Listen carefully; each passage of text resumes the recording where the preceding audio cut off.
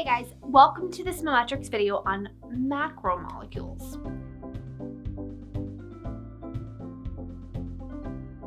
In our last video, we took a look at cellular function. Well, macromolecules are the biological molecules that make up cellular structure and make function possible. In this video, we will take a look at the structure, the function, and the source of the four macromolecules: carbohydrates, proteins, lipids or fats, and nucleic acids. Carbohydrates. Carbohydrates are made up of carbon, hydrogen, and oxygen. There are three classes of carbohydrates: monosaccharides, disaccharides, and polysaccharides. Monosaccharides are the most basic form of a carbohydrate.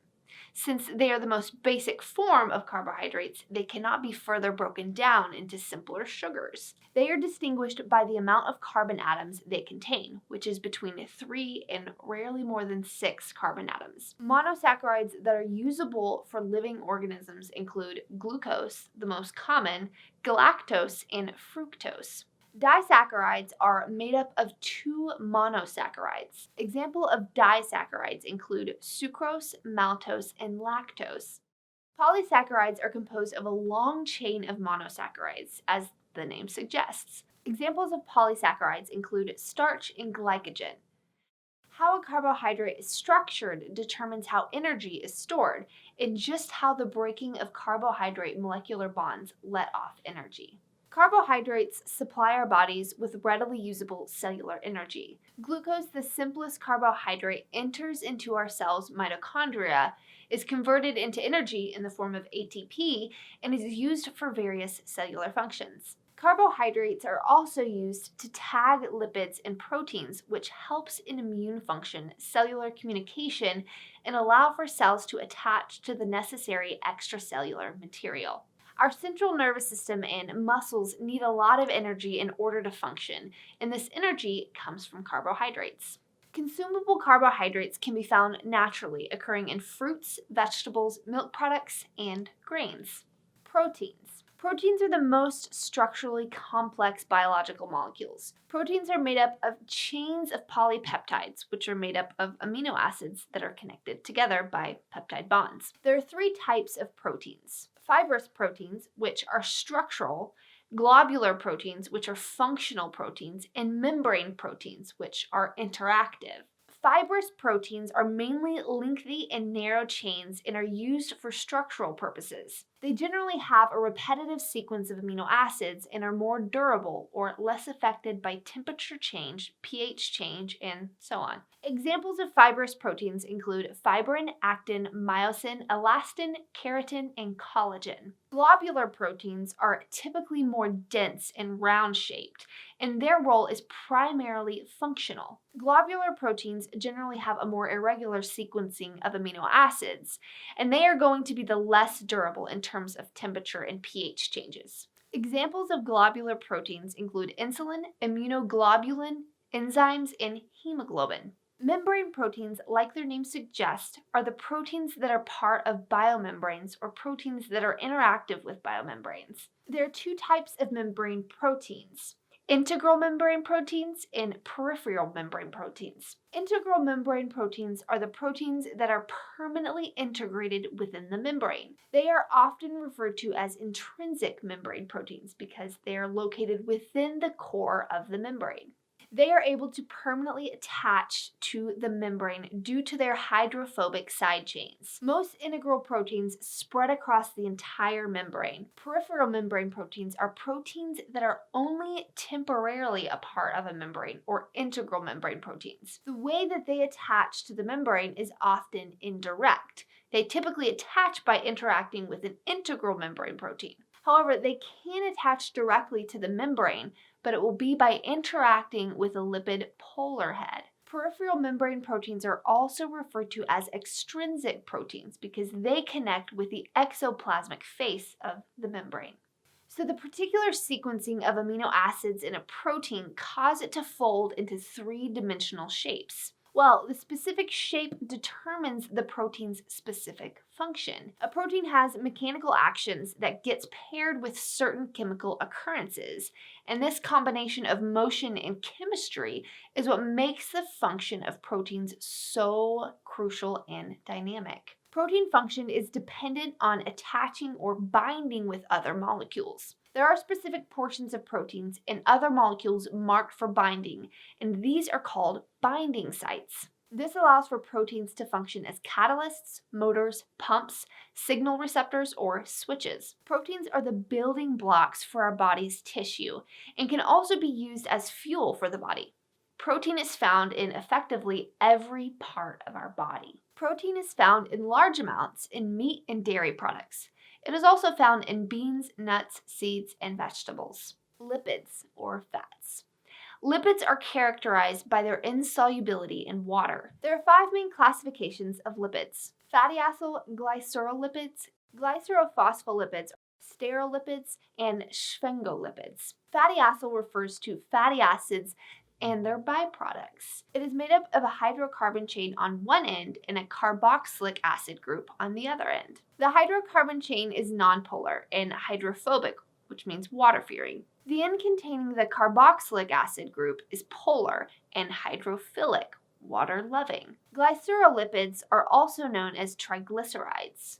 Triglycerides are composed of 3 fatty acids and a glycerol through the process of esterification, the reaction of carboxylic acids and alcohols. Glycerophospholipids are also known as phospholipids.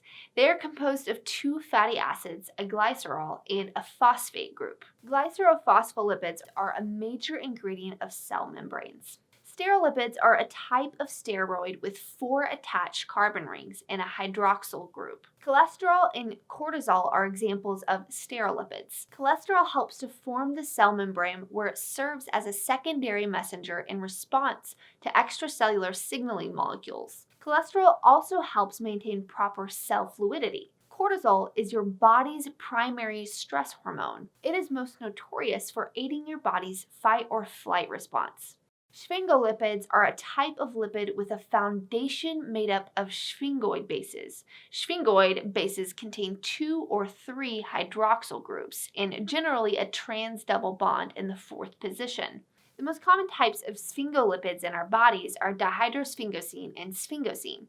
Sphingolipids are known to protect the surface of a cell from harmful environmental factors. They are also involved in signaling and cellular recognition.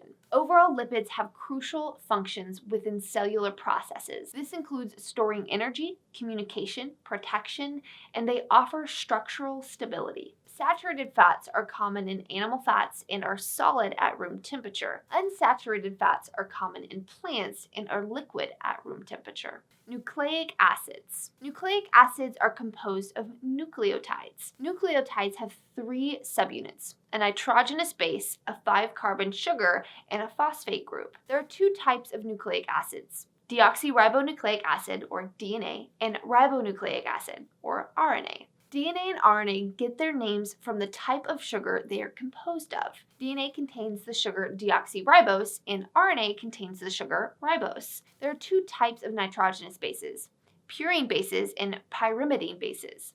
Purine bases have 2 rings in their structure. Adenine and guanine are the purine bases found in both DNA and RNA. Pyrimidine bases have only 1 ring in their structure. Thymine and cytosine are the pyrimidine bases in DNA, and uracil and cytosine are the pyrimidine bases in RNA. Nucleic acids make up a cell's genetic information.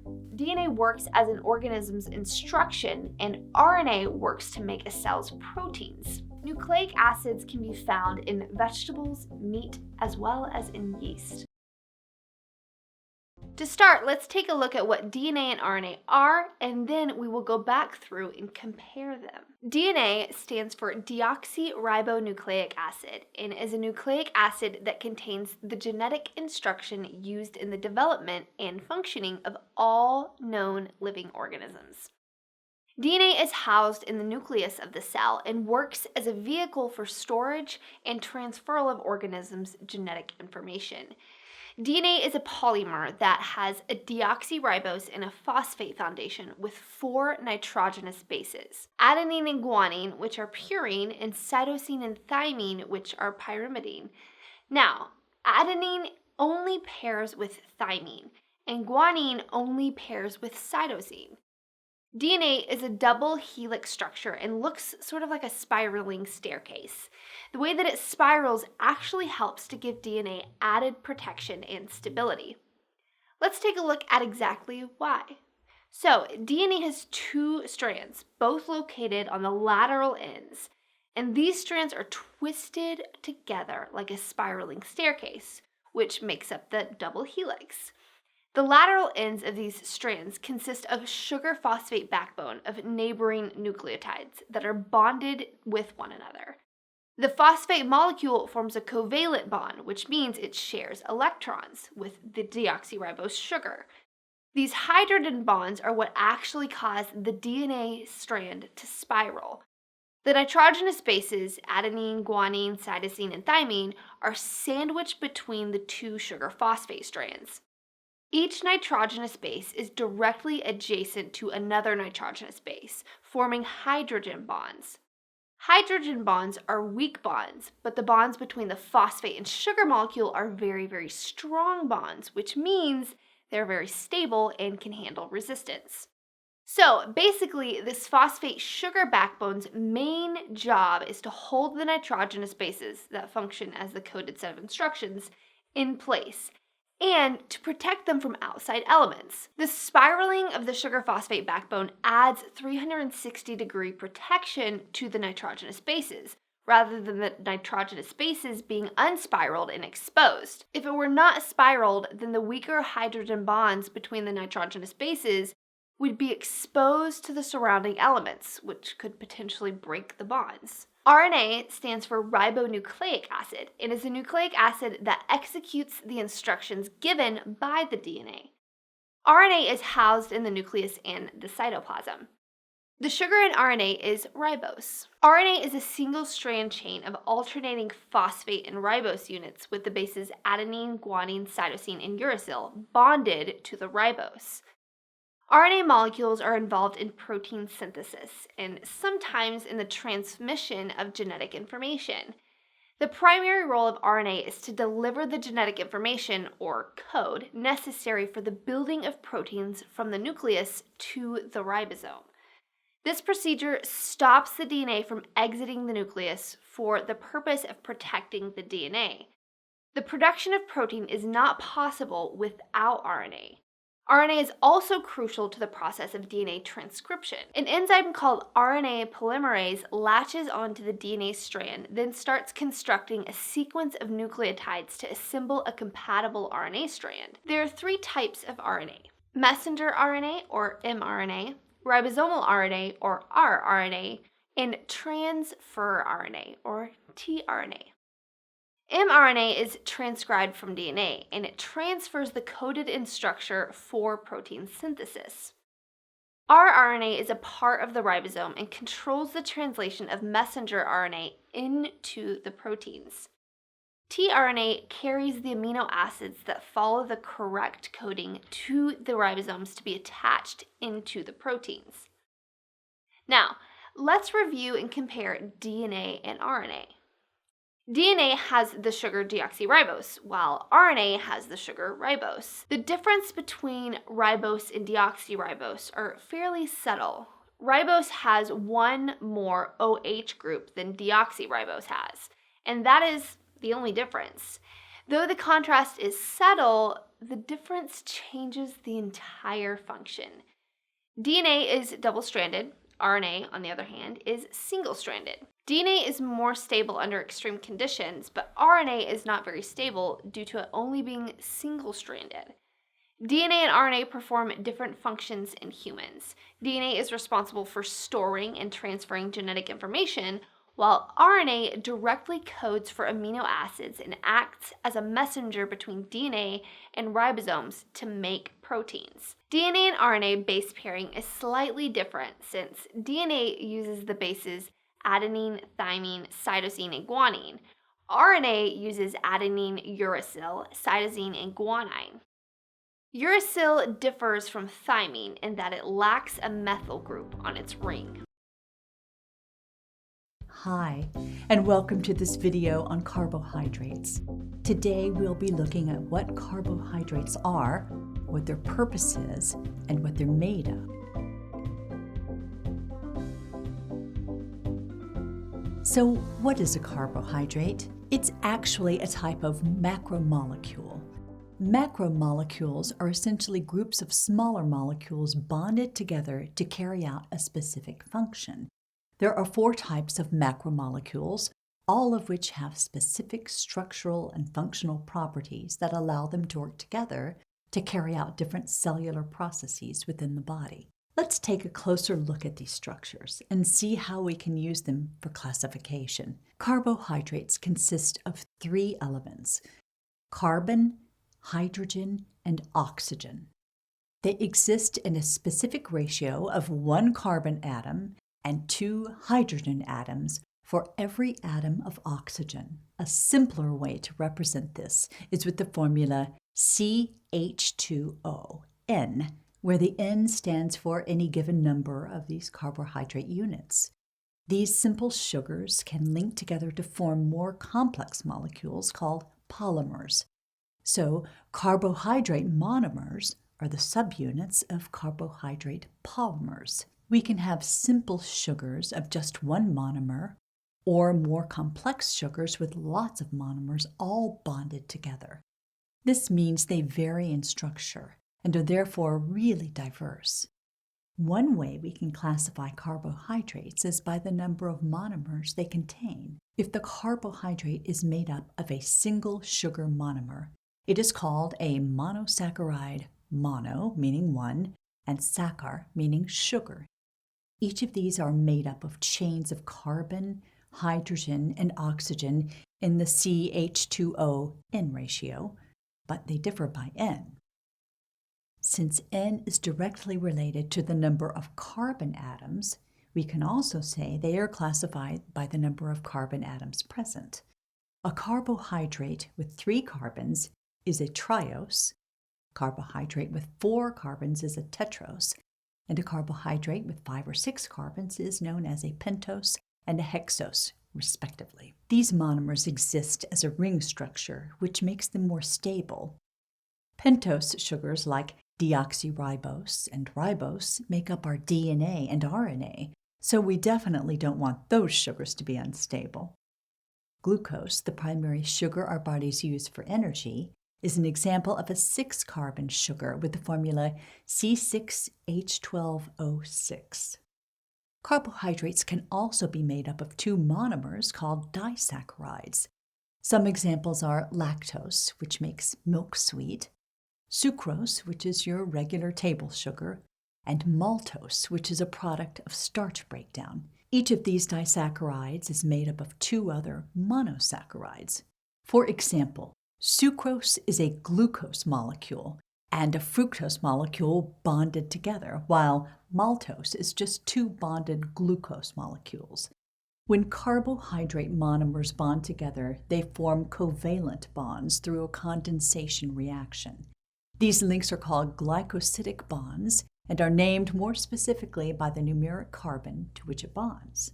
Carbohydrates that are made up of more than 2 monosaccharides are called oligosaccharides if they contain a few sugars, typically less than 10, and polysaccharides if they contain more than 10 sugars. So, polysaccharides are just complex oligosaccharides. Polysaccharides can be categorized based on the type of monomers they have and their structure. If a polysaccharide is made up of repeated units of the same monomer, it is called a homopolysaccharide. Contrastingly, a polysaccharide that is made up of repeating units of different monomers is called a heteropolysaccharide. Homopolysaccharides and heteropolysaccharides can exist in a simple linear unbranched form, or a branched form depending on the monomeric chemistry. Today we'll talk about the 3 main homopolysaccharides: glycogen, starch, and cellulose. Glycogen is made up of lots of glucose monomers that glycosidically link together to form a branched structure. A branch occurs every 10 glucose units of the chain. If your body has more glucose than its energy needs indicate, your body will store the glucose for later use in the form of glycogen. If your body needs to dip into its glucose store, it can easily do so by breaking glycogen down into glucose in processes like glycolysis. Plants, on the other hand, store their glucose in the form of starch. Starch consists of a mixture of two polysaccharides, amylose or amylopectin. Amylose is a long chain of glucose monomers, while amylopectin is made of branches of glucose monomers. Compared to glycogen in humans, starch is very similar. However, starch polymers are more spaced out than glycogen, meaning there's branching less often. Cellulose, the third form of polysaccharide, is made up of lots of long chains of glucose molecules. The glucose molecules in the individual chains are linked by glycosidic bonds like in other polysaccharides, but the chains are also bonded to each other through hydrogen bonds. Cellulose is used mostly for structural support and can be found in cell walls. Sometimes a polysaccharide called chitin is considered its own class of polysaccharide, but really it has the exact same structure as cellulose, except it has an acetylated amino group at the second carbon instead of a hydroxyl group. Carbohydrates aren't limited to bonding just with one another. In fact, a lot of carbohydrates don't exist solely on their own, but instead form molecules called glycoproteins. Glycoproteins are found everywhere in the body and can be categorized based on their function. This dynamic duo is what gives our cells the ability to communicate with each other, gives our body a functioning immune system, and provides cushioning and support throughout. Glycoproteins are divided up into the three following groups: glycoproteins, proteoglycans, and mucins. The glycoprotein class has a variety of functions, but a good example is erythropoietin. Erythropoietin stimulates the production of red blood cells. It enhances the stability of protein in the blood. The carbohydrate portion of this molecule is what makes up the ABO antigens to give us blood types. In general, glycoproteins are proteins that bind to carbohydrates embedded in or on the outside of cell membranes. They also act as markers to help other cells identify that cell, and they can aid in cell adhesion and structural support. The proteoglycan class is a protein attached to a glycosaminoglycan. The glycosaminoglycan's composition varies because it is made up of different repeating disaccharide units that contain amino sugars. Generally, proteoglycans are for structural support and lubrication.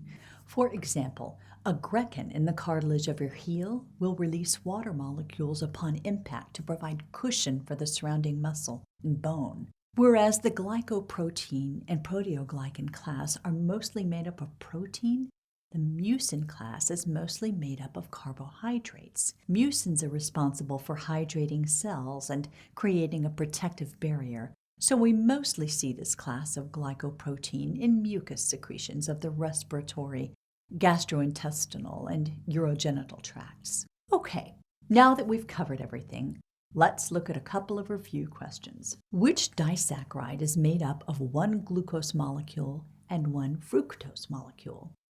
Is it A, glucose, B, sucrose, C, maltose, or D, glycogen?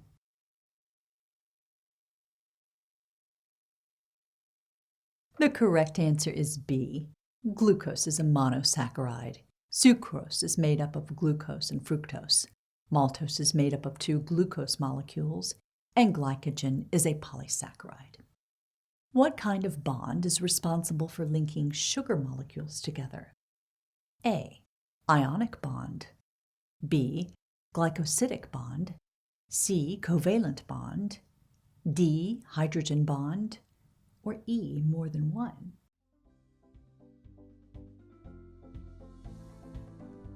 The correct answer is E. Sugar molecules are linked together via glycosidic bonds, which are a type of covalent bond. So both B and C are correct.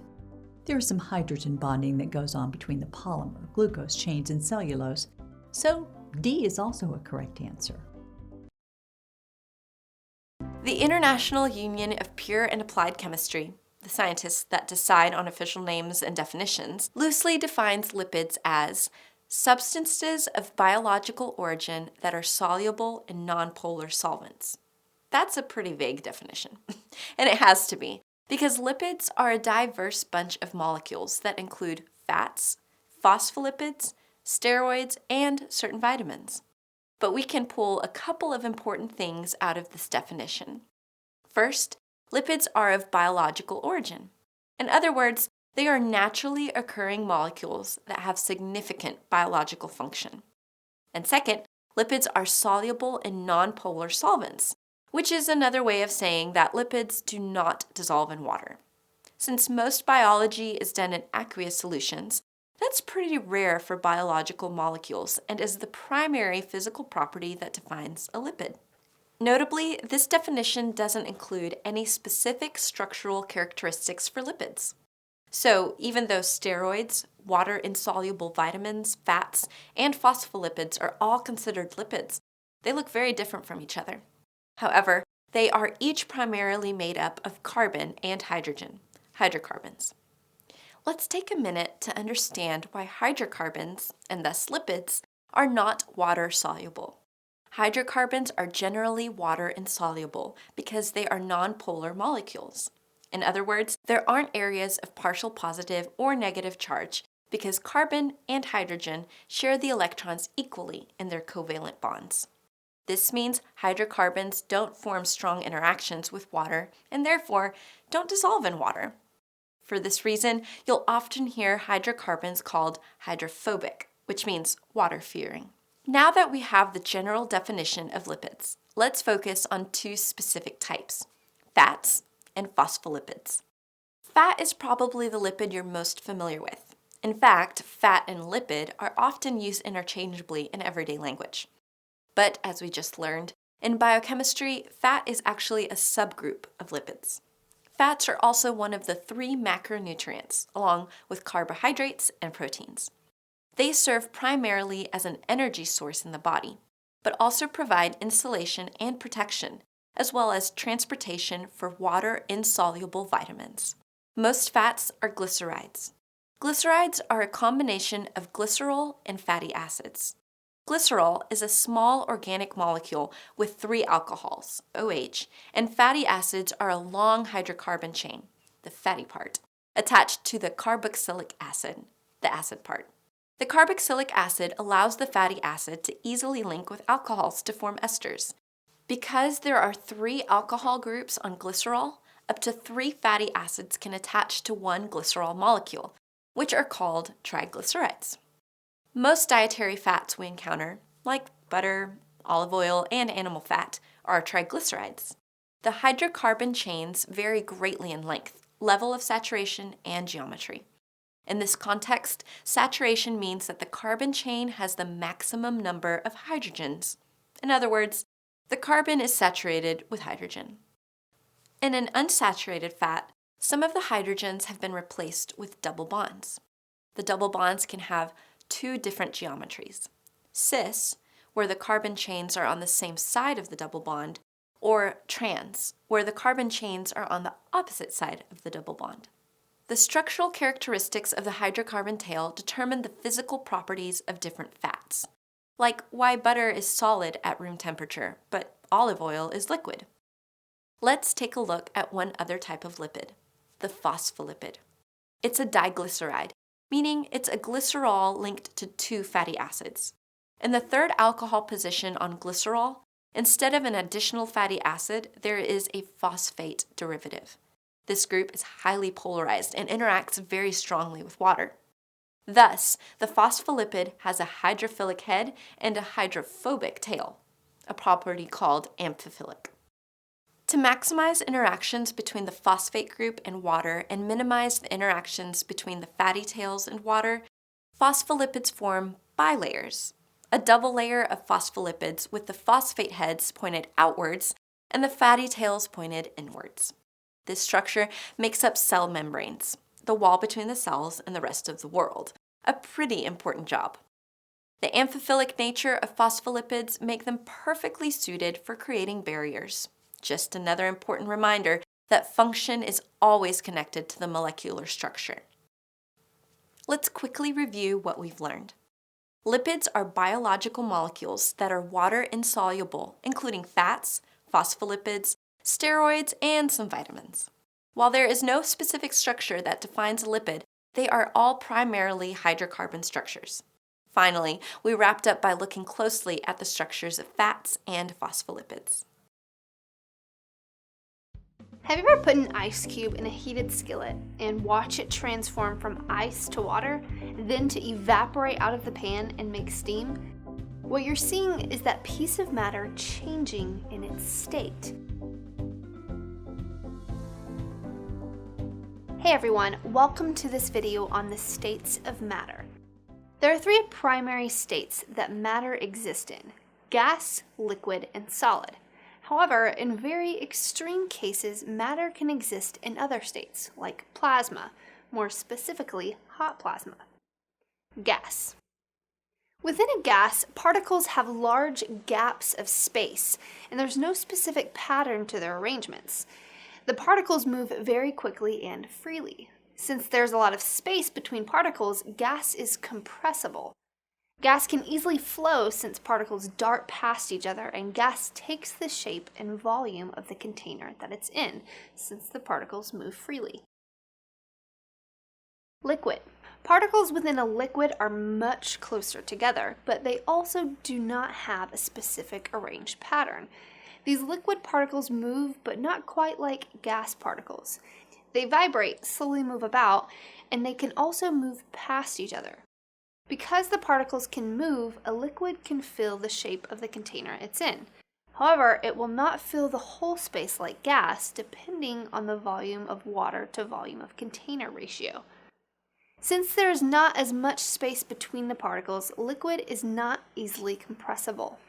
Liquid can flow pretty effortlessly, which is due to the particles' ability to slide and move past each other. Solids. Now, particles within a solid are very, very close together with very little, if any, space between each other, and they are generally arranged in a specific pattern. Typically, solids do not move about, but they will vibrate in place. A solid has an already fixed volume and shape, since there is little to no major movements of the particles. A solid is also not easy to compress because of the lack of space between the particles already. Solids do not flow easily because of the lack of movement of the particles and their inability to move past each other. Now, plasma. I mentioned that this only happens in extreme cases. Plasma is extremely hot gas that is ionized. Plasma has significantly different characteristics than the other three states of matter, so it is thought of as the very distinct fourth state of matter. However, it is closest in similarity to that of a gas. Having an understanding of what's going on with the particles within matter is very important. They're not just simply tiny pieces of solid or liquid or gas, they are molecules and atoms. What is happening with those molecules and atoms, their physical characteristics, is what decides their state. In any reaction, the law of conservation of mass must be followed. In other words, when reactants recombine or decompose to form products, we can't lose or create atoms. We have to end with the same number we started with. Chemists represent this in a balanced chemical equation, in which the number of each type of atom on the reactant side equals the number on the product side. Conversely, an unbalanced reaction has unequal numbers of each type of atom on the reactant and product side of the equation. For example, here's the unbalanced reaction of the combustion of methane. Methane reacts with oxygen to produce carbon dioxide and water. Now, while this equation accurately represents the chemical identity of the reactants and the products, it's unbalanced. If we count the atoms on each side of the reaction, we'll discover they are not equal. It's often helpful to keep track of our atom count in a table. While counting, remember that the subscripts, the 4 in methane, 2 in oxygen, 2 in carbon dioxide, and 2 in water, they denote the number of atoms of the element preceding the subscript within the compound. On the reactant side, we have 1 carbon, 4 hydrogen, and 2 oxygen atoms. On the product side, we have 1 carbon, 2 hydrogen, and 3 oxygen atoms. We need to balance this reaction. Note, to balance the equations, we have to honor the chemistry, meaning you can't simply add in extra compounds or atoms to achieve balance. This is because, of course, the equation must still reflect the chemistry that actually takes place. So, for example, while this equation is technically balanced in that there's the same number of each element on either side of the reaction, it's chemically inaccurate. This reaction doesn't produce H2 gas and certainly doesn't use a lone oxygen atom as a reactant. We also can't adjust the subscripts of compounds to achieve balance, as this would change the chemical identity of the species. So again, while this is a balanced equation, we are no longer representing the combustion of methane. O3 is ozone, and chemically it's very different from O2, and H4O is hydrogen hydrate, or H2 and H2O. By changing the subscripts, we change the chemical identity of the species, and we wind up with an entirely different and probably unviable reaction. Instead, to balance a reaction, we adjust the number of each species in the chemical reaction. This is represented in the chemical equation by adding coefficients in front of the chemical species. For example, if we put a 2 in front of water, this means we have 2 water molecules, or 4 hydrogen and 2 oxygen atoms. Now notice by doubling the water, hydrogen, in addition to carbon, is now balanced. Now to finish, we just need to balance oxygen. We have 2 on the reactant side and 4 on the product side, so by simply adding a second molecule of oxygen to the reactant side, we have ourselves a balanced reaction. Note that it's standard to drop the coefficient when it's 1. Now, we can read this equation as 1 molecule of methane reacts with 2 molecules of oxygen to produce 1 molecule of carbon dioxide and 2 molecules of water. Notice that the equation is also balanced with these coefficients.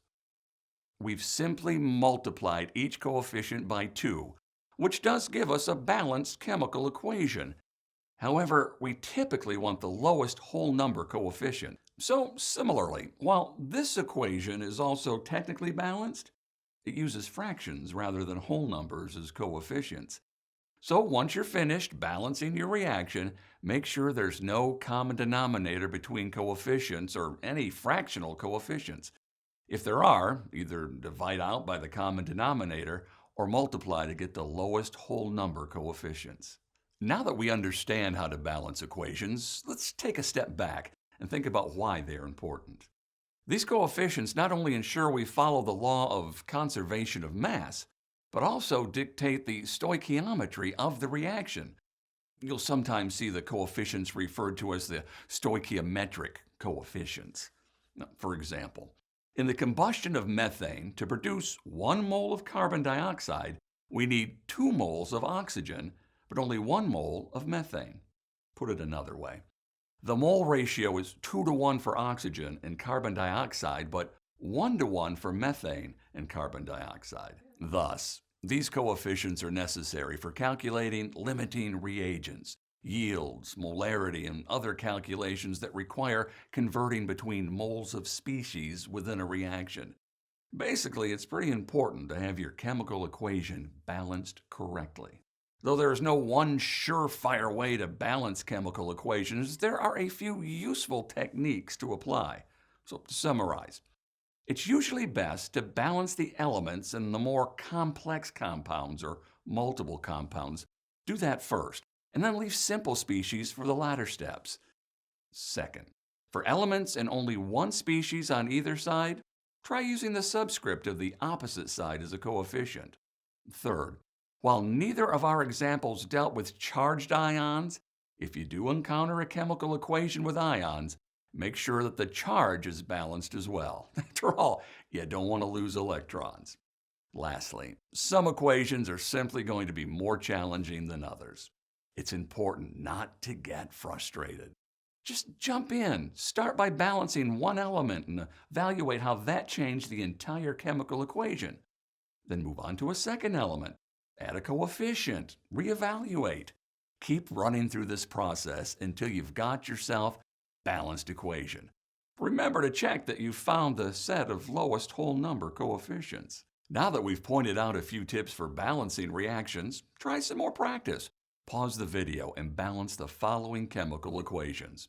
Oxidation of nitric oxide by oxygen, roasting of the sulfide ore, pyrite FeS2, combustion of ethane, and decomposition of lead nitrate. All right, hopefully that went well. Here are the 4 chemical equations balanced. The last 3 were pretty challenging, so don't feel discouraged if they took you a while or if you weren't able to solve them. The best thing to do is keep practicing. You'll start to feel more comfortable with the process. Sir Isaac Newton began his discovery of the first law as he sat in his mother's garden and witnessed an apple fall from a tree. He then started to formulate theories on why this might happen and why things fall towards the center of the earth. Well, Newton's first law of motion declares that an object will remain at rest or in uniform motion in a straight line unless acted upon by an external force. This is where we get the concept of inertia, where a physical object resists any change in its velocity. An object stays in its state of motion unless acted on by a force that changes that motion. So, where do we see this law play out? If you were to throw a ball out into space, the ball would keep going and never stop, because there's no gravity in space, no friction, and no air resistance working against the ball. If you were to roll a ball on grass, the ball would come to an eventual stop. In this setting, the ball has friction from the grass, air resistance, and gravity working against it. The ball will also stop if it hits something like a fence or a pole.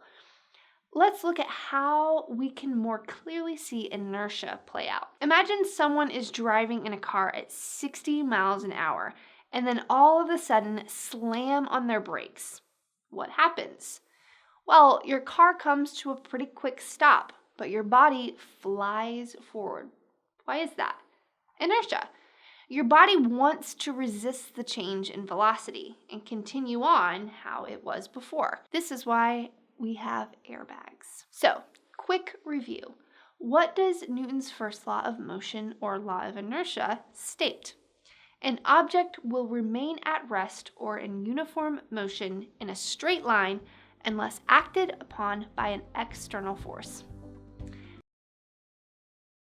In 1687, Isaac Newton published his Mathematical Principles of Natural Philosophy, where he discusses in detail his 3 laws of motion.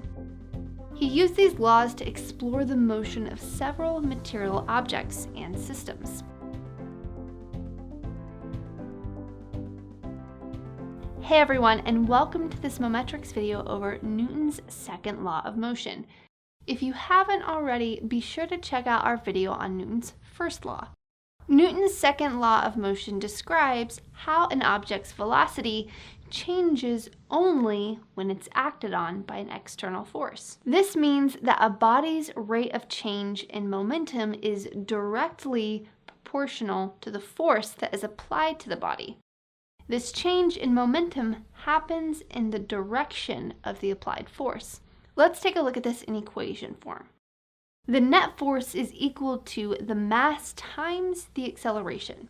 F in this equation is the net force that is applied, m is the mass of the object, and a is the object's acceleration.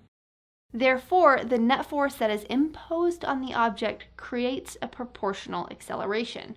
And remember, if the net force on the object is 0, then the momentum of the object is constant and unchanging.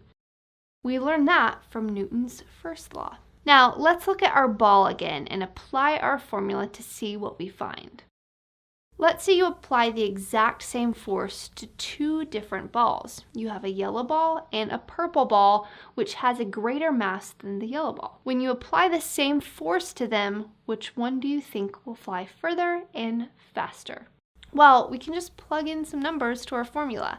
So if our force is 10 newtons and our mass is 5 kilograms for the yellow ball, then our acceleration is 2 meters per second squared. Let's do the same thing with our purple ball.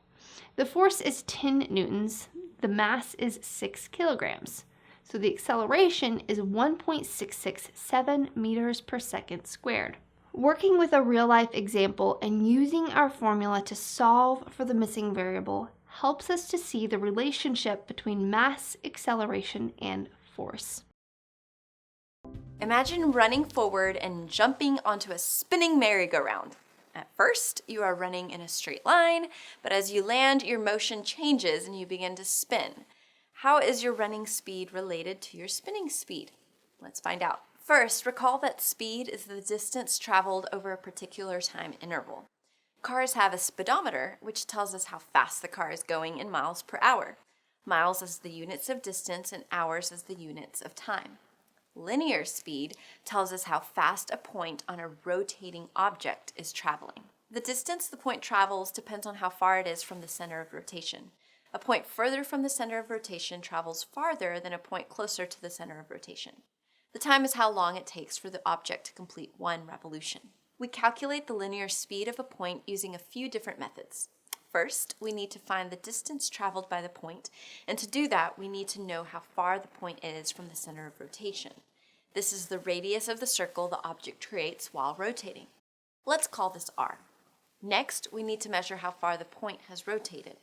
This is the angle the object has traveled through, theta, which is measured in radians or degrees.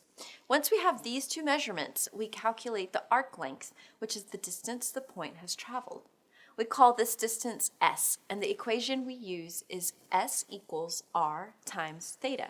Now that we have the distance traveled, we measure the time taken to travel this distance, t, and find the linear speed. Linear speed is equal to s over t, which is equal to r times theta over t. Sometimes we know how fast something is rotating and we want to calculate the linear speed. Usually we know how many revolutions per minute the object makes, so let's connect RPM and linear speed. Recall an angle can be measured with two different units, radians or degrees. A full revolution is 2 pi radians or 360 degrees. When converting between rotating speed and linear speed, the units we use depend on the final answer we want. Let's use radians first.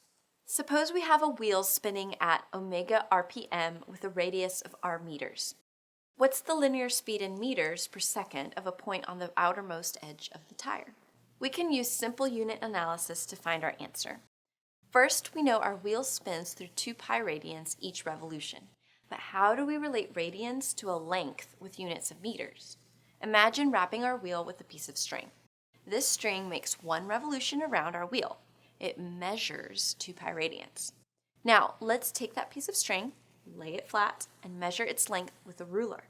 We will find the length is 2 pi r meters. So with each revolution, our wheel travels 2 pi r meters. To convert from minutes to seconds, recall there are 60 seconds in 1 minute. So we see omega rotations per minute times 2 pi r meters per 1 rotation times 1 minute per 60 seconds equals 2 pi r omega over 60 meters per second. In general, the formula is V equals 2 pi r omega, where r is the distance from the rotating point to the center of rotation and omega is how fast the object is spinning. Let's look at an example problem. The Earth travels 1 revolution around the Sun in 1 year. It is approximately 93 million miles from the Sun. What is the Earth's linear speed in miles per hour?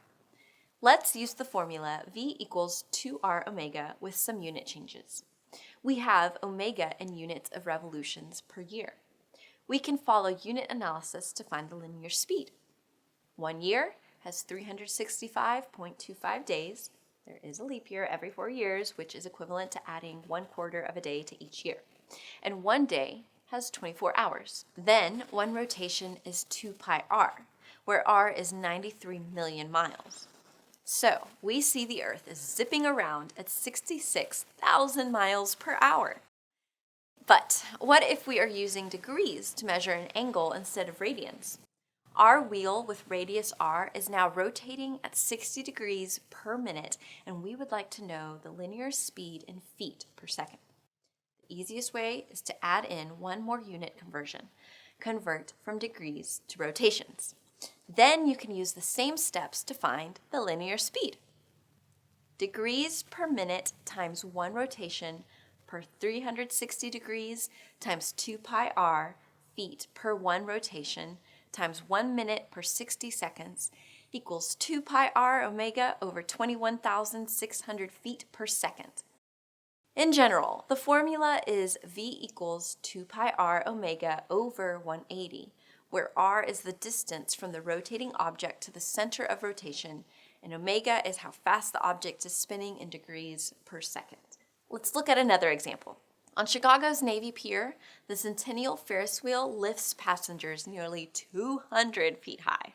One ride lasts approximately 15 minutes and you get to go around 3 times. What is your average linear speed in feet per second? First, we are given the diameter of the Ferris wheel, not the radius.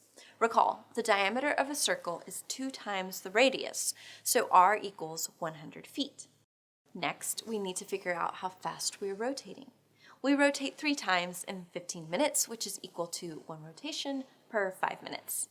Now we can use V equals 2 pi r omega to find our linear speed to be approximately 2 feet per second. Hi, and welcome to this video on kinetic and potential energy. Energy is a very important concept in physics that helps us describe how much work an object can do. While the word energy is often used in everyday language, the meaning in physics is very specific and may not exactly coincide with the meanings you are used to hearing. Today, we'll be looking at the different types of energy and how they affect the world around us every day.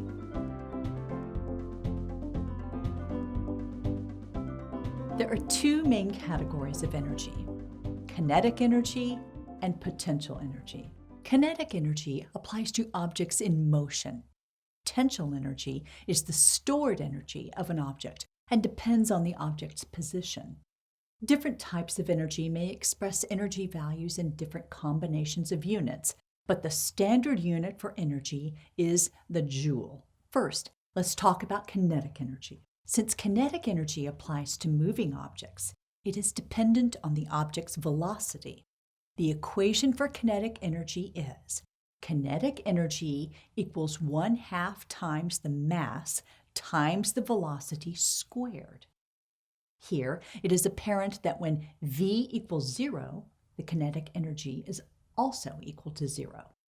This makes sense because if the object is at rest, it won't have any kinetic energy. Also, kinetic energy is directly proportional to the mass of the object and the velocity squared. So the faster an object is moving and the heavier it is, the higher the kinetic energy will be. Kinetic energy is closely related to work. In physics, work is a measure of the energy it takes to move something a given distance. A force must act on the object in order to move it and cause work to be done. You must take all of the forces acting on the object into consideration when thinking about the total amount of work that was done on the object. So, the equation for work in terms of force and distance is the net work done on an object, W net, equals the net force that acted on the object, F net, times the distance over which the work was done, or D. However, it is sometimes more useful to think of work in terms of energy. The work-energy theorem states that work is equal to the change in the kinetic energy of an object. So, work is equal to the final value of the kinetic energy minus the initial value of the kinetic energy. It is also important to note that work can be either positive or negative. For example, if you were pushing a box across a table, the direction you're pushing the box would be considered positive direction. The friction between the box and the table is a force in the direction opposite to the motion, so the work being done by friction is negative. Basically, negative work makes it more difficult to get positive work done. Let's think about an example using the work-energy theorem. Imagine you're standing at the top of a building and you're holding a ball over the edge. While you are holding the ball over the edge, it is at rest. If you let it go, it will be in free fall until it reaches the ground and is at rest again. There are several questions we need to ask here. Are there any forces at work here? If so, what are they? Is work being done when you drop the ball? Does the amount of work change as the ball falls to the ground? To answer the first question, yes, there is a force at work here. The force that is acting here is gravity. Specifically, the force of gravity equals mass times the object's acceleration. Gravity is pulling the ball to the ground when you drop it, and the acceleration due to gravity, g, is making the ball go faster and faster as it gets closer to the ground. The positive direction here is downward in the direction of the movement. Since there is kinetic energy when the ball is moving, remember it has velocity, then work is being done on the ball by gravity. So what is the total amount of work being done here from when the ball is at rest to the time it hits the ground? Well, the velocity is 0 at both of those times. So the total work done is 0 after the ball hits the ground. This is because the normal force of the ground pushes upward on the ball and causes negative work to be done. The work from gravity is then canceled out at that point. However, if we look at the amount of work done when the ball is only halfway to the ground, we will have a non-zero value of kinetic energy, since the ball has a non-zero velocity.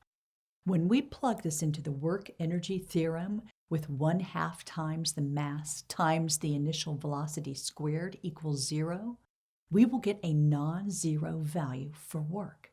So, the value for the amount of work done will change depending on where the ball is on its way to the ground.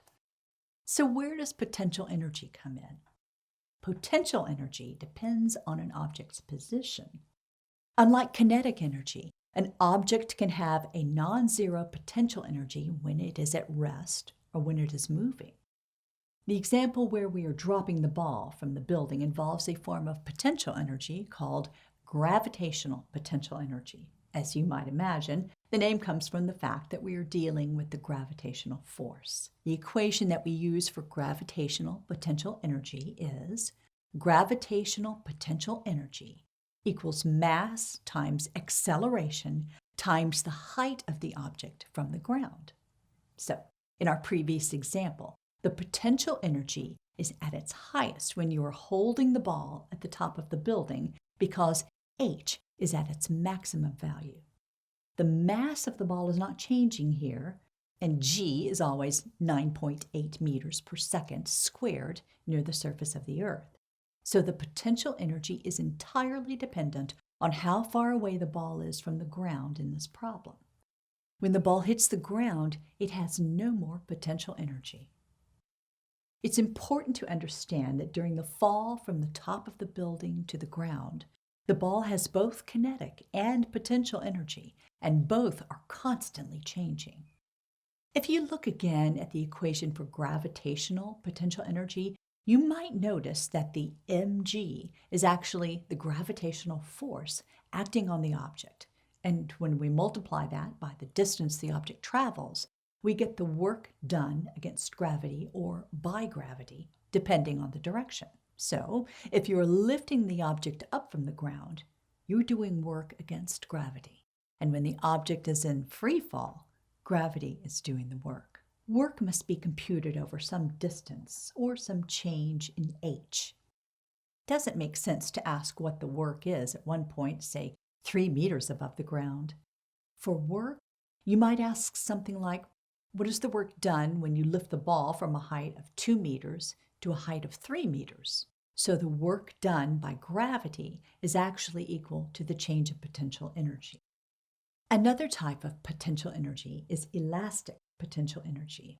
Elastic potential energy involves any type of object that can be compressed, stretched, or otherwise deformed in such a way that it wants to move back into an equilibrium position. Common examples are springs or rubber bands. Elastic materials all have a spring constant, K, that is dependent on the material and describes how elastic it is. The force of a compressed or stretched spring is described by Hooke's law, where K is the spring constant and delta X is the distance that the spring has been displaced. When the spring is in a stretched or compressed state, the potential energy associated with this state is potential energy of the spring equals 1/2 times K times delta X squared. So let's think about an example of a typical spring problem. Imagine a spring attached to a wall. When the spring is not compressed or stretched, the end of the spring rests at the spot we will call X equals 0. This point, it has no stored energy. If you compress the spring by pushing it to the left, you've moved it by a distance delta X, and it now has stored or potential energy. The force of the spring is pressing in the opposite direction of the direction that you've compressed it. Conversely, if you stretch the spring by delta X, the force now points in the opposite direction. The elastic potential energy is the same here if delta X is the same. Now that we've learned all about kinetic energy, potential energy, and work, let's test it out with some problems. Let's say you have a bowling ball of mass m on a ramp that is height h from the ground. What is the potential energy when it is at rest at the top of the ramp and when it is at a height of 1/3 times h? Is it A, 0, 0, B, 0, 1/3 mgh, C, mgh, 1/3 mgh, or D, mgh, impossible to tell without knowing how long the ramp is?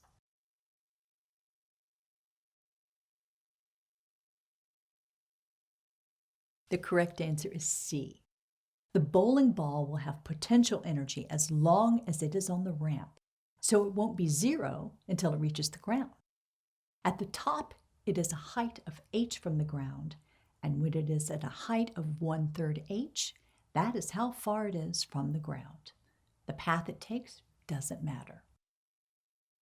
In this same example, how much total work is done from the time the bowling ball is going a speed of v to the time that it hits the ground, assuming it stops when it hits the ground? Is it A, -1/2 mv squared, B, 1/2 mv squared, or C, 0?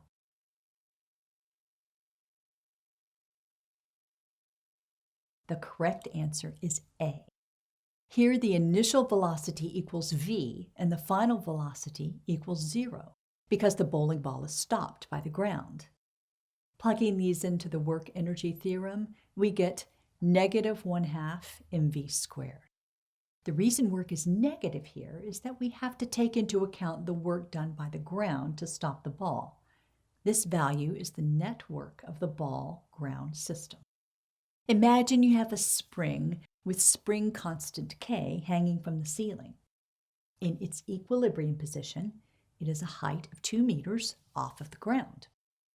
What is the elastic potential energy of the spring when you pull it down until it is only 1.5 meters off the ground? Is it A, 2K, B, 1/8 K, C, K, or D, 9/8 K?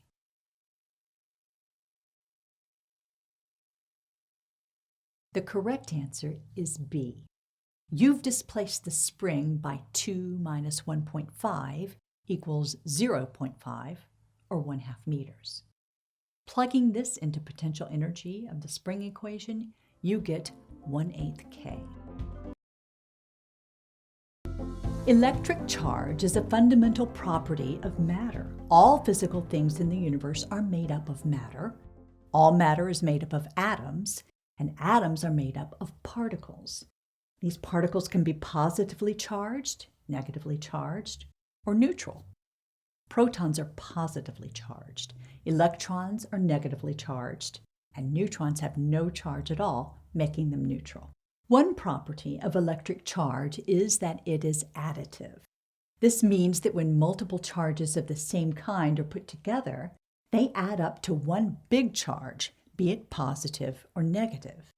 And if we have a mixture of positive and negative charges, we can find the net charge of the overall mixture. For example, if we have an object made up of 14 protons, which are positive, and 12 electrons, which are negative, then we end up with a net charge of positive 2.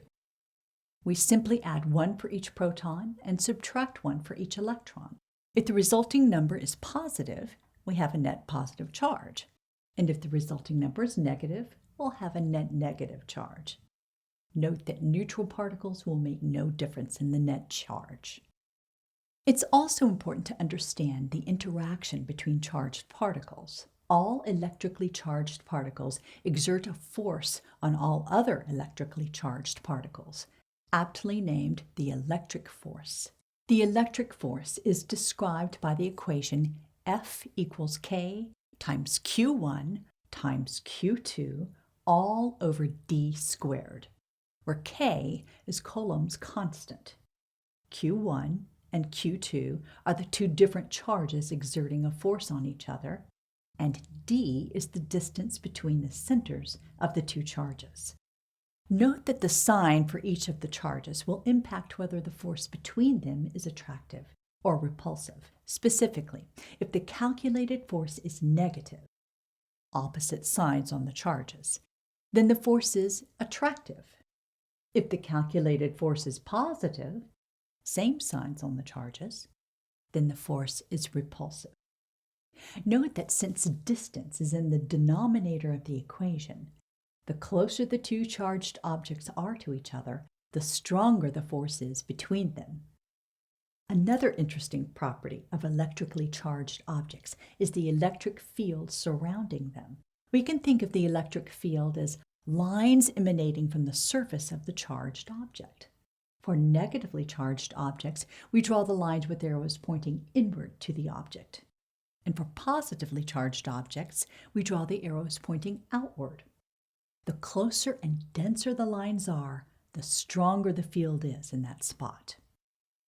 Theoretically, these lines go on forever, but get weaker the further away they are from the charge. For two like charges, electric field lines will avoid each other and the electric force will push the objects apart. For opposite charges, the electric field lines will actually connect the two charges, and the electric force will draw them closer together. Visually, this is demonstrated by lines that extend all the way from the positive charge to the negative charge, indicating an attraction. All charged particles or objects in an electric field will experience the electric force. The equation for electric field is E equals K times Q all over D squared, where K is Coulomb's constant, Q is the charge of the object whose electric field we're measuring, and D is the distance from the charged object whose electric field we're measuring to the spot where we want to determine E. The value of the electric field changes depending on where you are. This is similar to the electric force, and it can be pretty easy to mix up the two equations. So, it's important to remember that the electric force describes the interaction between two objects and therefore includes a Q1 and Q2, and the electric field describes the field of one object, so it only has one Q. Charge, of course, is not limited to point particles like this. We can have large objects with a net positive or negative charge as well. Charge that is built up on object is called static electricity. Objects handle the buildup of charge in a few different ways. The two main categories are conductors and insulators. Conductors have electrons with the ability to move freely on them and therefore have the ability to have a flow of electrical charge through them. Since the electrons can move, the charge will disperse as much as possible for the given shape of the conductor. So, when a conductor, piece of metal, has attracted extra electrons, it will have a net negative charge dispersed over its surface. An insulator, on the other hand, does not have the ability to have freely flowing electrons and cannot have a flow of electrical charge like a conductor. They can still build up a static charge, but it will be localized since it cannot disperse. Common examples of insulators are glass and wood. Now that we have an understanding of what electric charge is and how it causes electric forces and fields, let's think about some examples. Number 1. What is the net charge of an atom composed of 17 protons, 17 neutrons, and 18 electrons? Is it A, -1, B, +1, C, 0, or D, -18?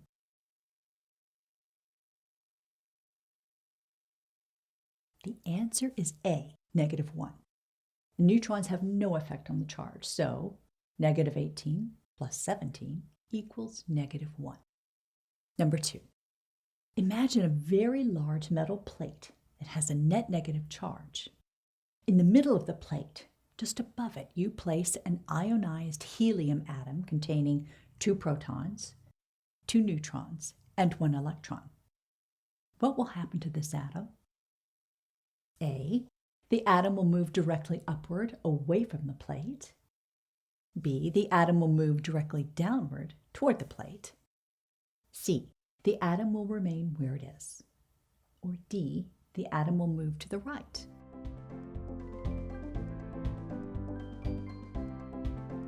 The answer is B. Since there are more protons than electrons in the ionized helium atom, it has a net positive charge and would be attracted to the negatively charged plate and move downward. I hope this review was helpful. Thanks for watching and happy studying.